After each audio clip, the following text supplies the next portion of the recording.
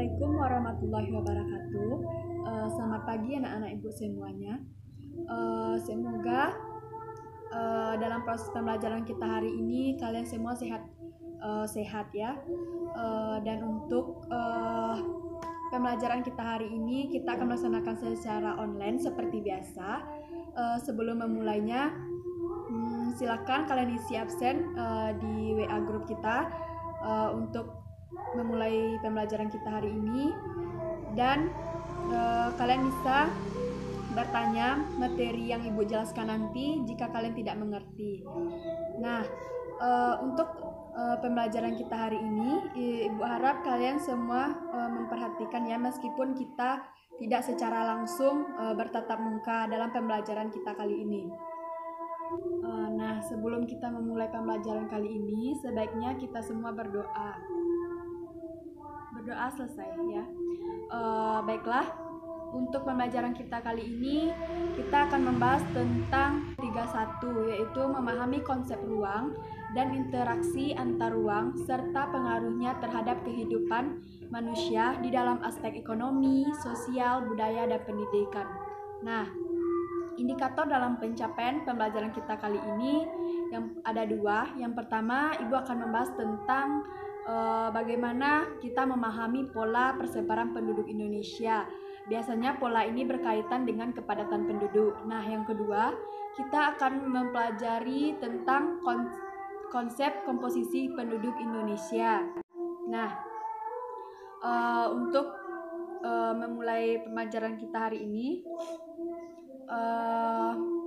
mungkin kalian semua bisa mendengarkan ibu. Pertama, kita akan membahas dulu apa itu pola persebaran penduduk. Nah, pola persebaran penduduk itu adalah penyebaran penduduk di suatu wilayah atau negara, baik secara merata ataupun tidak merata. Nah, biasanya ya anak-anak, persebaran penduduk ini berkaitan erat dengan tingkat kepadatan atau jumlah penduduk yang padat. Nah, kepadatan penduduk itu kita akan bahas apa itu kepadatan penduduk. Nah, kepadatan penduduk adalah perbandingan banyaknya jumlah penduduk dengan luas daerah atau wilayah ditempati berdasarkan satuan luas tertentu.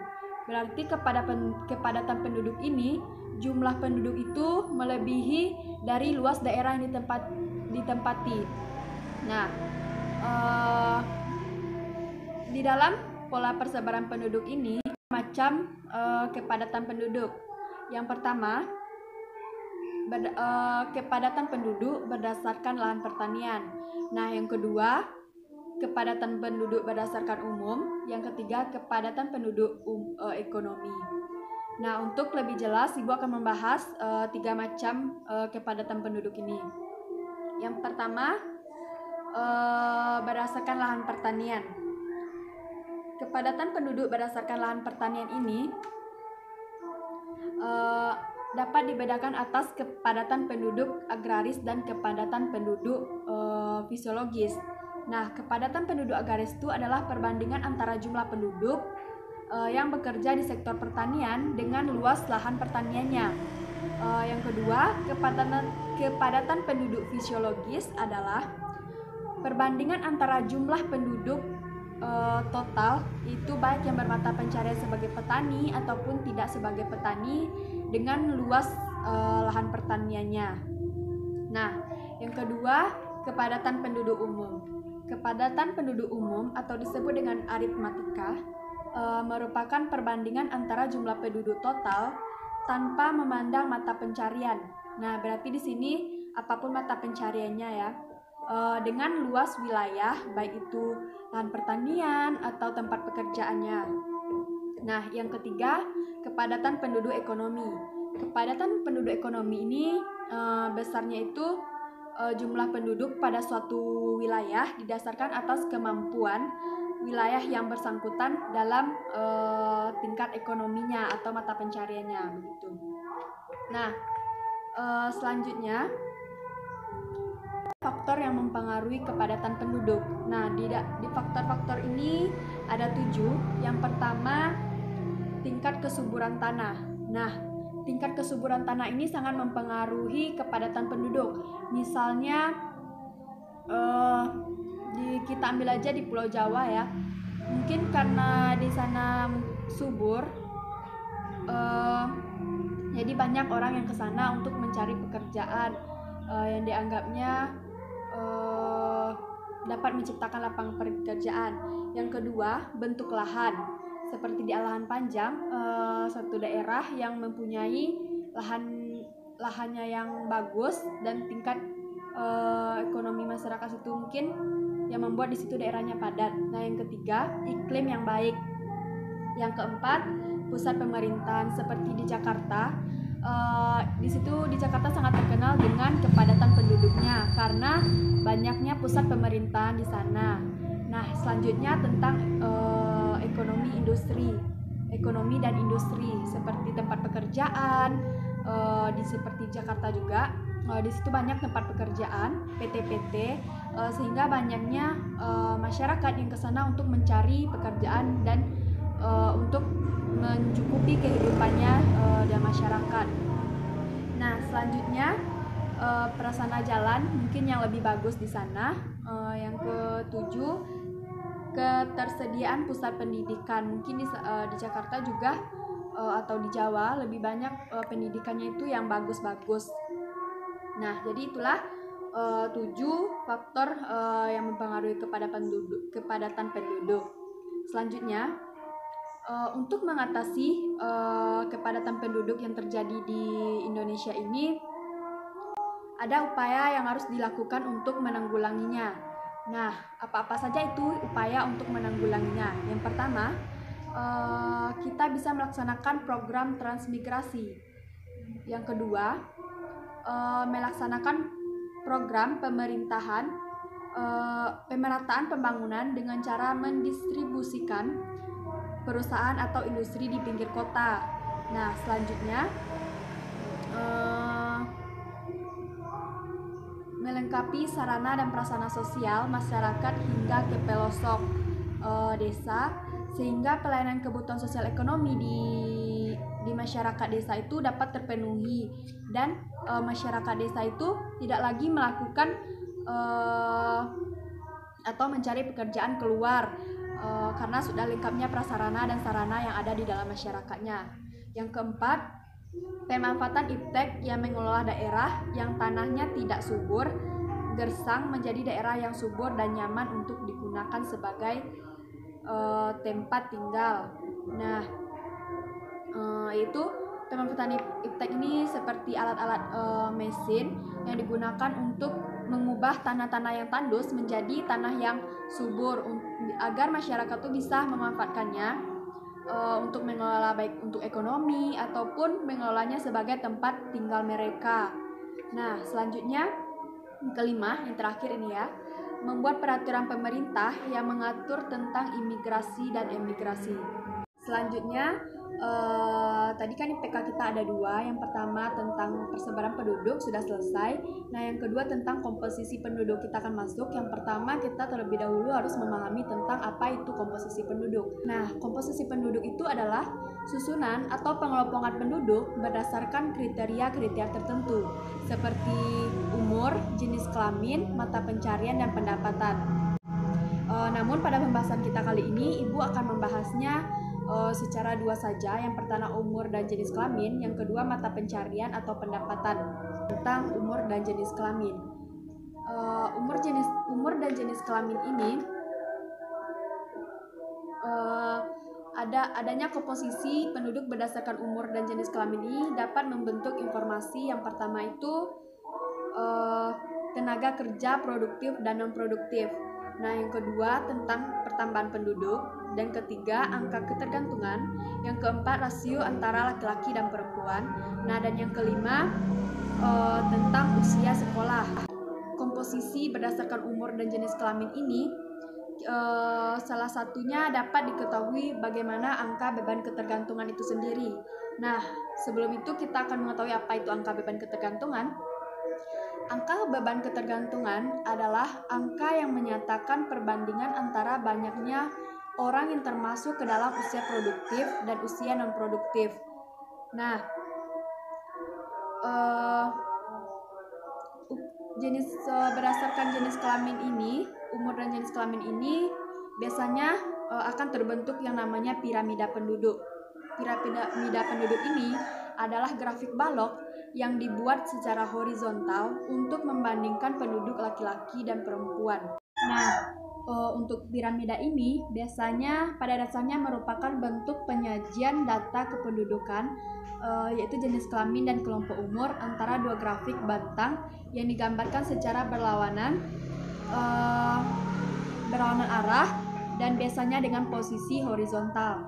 Nah, penggambaran piramida penduduk ini menggambarkan kelompok umur penduduk mulai dari 0 sampai 4 tahun hingga umur tertentu dari besar dari 65 tahun atau besar dari 75 tahun. Nah, sedangkan sumbu horizontal ini menggambarkan jumlah penduduk tertentu, baik absolut ataupun relatif dalam persen. Nah, dalam sayap sebelah kiri piramida ini biasanya menggambarkan jumlah penduduk laki-laki, sedangkan sayap kanan menggambarkan jumlah penduduk perempuan. Ini ada 3. Yang pertama, ini piramida yang ada di Indonesia. Yang pertama ada piramida itu bentuk muda. Nah, piramida bentuk muda ini adalah bentuk piramida yang berbentuk kerucut, atasnya lebar dan puncaknya meruncing. Nah, yang kedua ada piramida bentuk tetap. Piramida bentuk tetap ini menyerupai persegi 4. Dan yang ketiga piramida usia tua, penduduk tua. Biasanya piramida ini menyerupai nisan, seperti batu nisan yang ada di kuburan itu. Nah, kita akan membahas tentang piramida yang pertama, piramida penduduk Indonesia. Nah, biasanya piramida penduduk Indonesia ini menggambarkan yang pertama, sebagian besar penduduk berada dalam kelompok umur muda. Yang kedua, kondisi menggambarkan bahwa penduduk daerah tersebut sedang mengalami pertumbuhan, biasanya naik. Dan yang ketiga, tingkat kelahiran dan kematian masih cukup tinggi. Yang keempat, pertumbuhan penduduknya tinggi. Yang kelima, terdapat di negara berkembang seperti negara Indonesia, Brazil, dan Nigeria. Nah, yang kedua, piramida penduduk tetap. Ini menggambarkan tentang yang pertama itu jumlah penduduk yang dalam keadaan stasioner. Nah, yang kedua, jumlah kelahiran dan kematiannya itu seimbang. Yang ketiga, jumlah penduduk ini relatif. Yang keempat, pertumbuhan jumlah penduduk di negara itu biasanya lebih rendah. Nah, penduduk muda hampir sebanding dengan penduduk tua. Biasanya piramida ini ada di negara maju seperti Amerika Serikat, Inggris, dan Belanda. Nah, yang ketiga, piramida penduduk tua. Bentuk piramida ini menyerupai bentuk nisan. Bentuk ini menggambarkan yang pertama jumlah penduduk terus berkurang. Berarti semakin lama jumlah penduduknya itu semakin kurang dan pertumbuhannya akan semakin berturun. Nah, yang kedua, angka kelahirannya lebih kecil dari angka kematian. Dan yang ketiga, sebagian besar penduduk berada pada kelompok usia tua. Yang keempat, pertumbuhan penduduk sangat rendah, bahkan tidak ada sama sekali. Semakin sedikitnya jumlah pertumbuhan penduduknya, sampai-sampai tidak ada sama sekali. Nah, yang kelima, terdapat di negara Eropa seperti Prancis, Swedia, dan Belgia. Berdasarkan pekerjaan. Nah, berdasarkan pekerjaan ini, didasarkan pekerjaannya biasanya pada kegiatan ekonomi atau jenis usaha yang digeluti atau dilakukan oleh masyarakat tertentu. Nah, biasanya persentase penduduk di negara berkembang, termasuk Indonesia ya, kan negara berkembang, yang bekerja di bidang pertanian itu lebih besar dibandingkan yang bekerja di bidang-bidang lain seperti bidang industri ataupun jasa. Lebih kebanyakan masyarakat Indonesia itu atau negara berkembang lebih kepada bidang pertanian. Nah, hal tersebut sangat bertolak belakang dengan yang di negara maju. Biasanya negara maju itu lebih bekerja sebagai bekerja di tempat industri atau jasa. Nah, berikut ini Ibu akan menjelaskan presentasi komposisi penduduk desa dan kota berdasarkan pekerjaannya menurut BPS pada tahun 2000. Nah, yang pertama, jenis pekerjaannya itu pertanian itu di desa lebih besar 19,5%, sedangkan di kota 11,3%. Kenapa pertanian di desa itu lebih besar di kota? Karena masyarakat desa itu lebih banyak melakukan pekerjaan sebagai petani daripada di kota itu hanya sedikit peluang untuk bekerja di petani. Nah, yang kedua, industri di desa itu 10%, sedangkan di kota 66,4%. Kenapa? Karena industri di desa itu sangat kecil. Rata-rata kan masyarakat desa itu bekerja sebagai petani. Nah, masyarakat desa pun ke kota itu kebanyakan bekerja sebagai industri atau jasanya diberikan kepada pabrik-pabrik itu untuk melakukan pekerjaannya. Nah, selanjutnya yang ketiga, jasa di desa itu 13,5%, sedangkan di kota 45,3%. Jasa di desa itu sedikit karena jasa di kota itu lebih banyak membutuhkan masyarakat desa itu yang bekerja ke kota untuk memberikan jasanya bekerja. Nah, susunan penduduk atas dasar mata pencarian ini lebih menginformasikan tentang mayoritas pekerjaan di suatu daerah. Nah, hal itu kenapa lebih banyak disampaikan atau mayoritas pekerjaan di suatu daerah itu?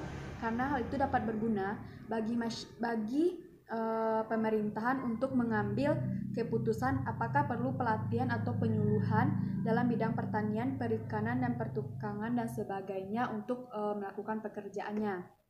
Nah, baiklah, mungkin sekian pembelajaran kita hari ini tentang persebaran jumlah penduduk dan komposisi penduduk. Nah, untuk lebih pahamnya nanti Ibu akan share PPT yang telah Ibu buat dan materi yang telah Ibu apakan ke grup.